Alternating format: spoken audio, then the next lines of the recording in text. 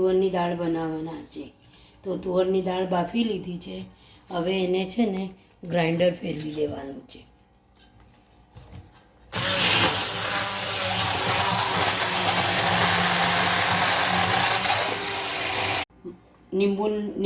લીંબુ જોઈએ, એક રસ સ્પૂન સિંગદાણા જોઈએ, લીમડો જોઈએ, લીલા મરચાં જોઈએ, ટામેટાં જોઈએ, ધાણા જોઈએ.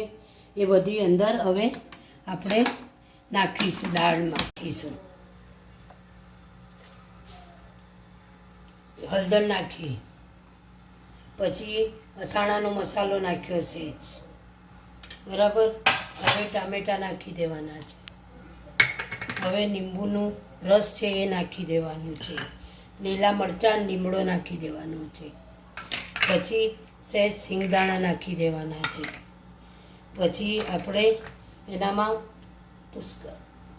એનામાં ગોળ જોઈએ અનુસાર નાખી દેવાનું થાય છે. પછી એની દેવાની છે.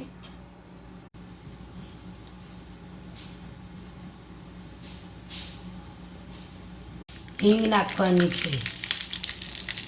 સહેજ હિંગ તળ્યા પછી ગેસ બંધ કરીને થોડું મરચું નાખીને વઘાર કરી દેવાનું. આ ગુજરાતી દાળ આપણી તૈયાર છે. એ બધી એને જરાક હલાવી લેવાનું. આ ગુજરાતી દાળ તૈયાર છે. હવે ઉકળી જાય પછી એનું ગેસ બંધ કરી દેવાનું. પછી સહેજ ધાણા નાખી દેવાના છે. આ ગુજરાતી દાળ તૈયાર. ગુજરાતી દાળ હવે તૈયાર છે. હવે એનામાં સહેજ ધાણા નાખીને સર્વ કરી દેવાનું છે. આપણી ગુજરાતી દાળ તૈયાર છે.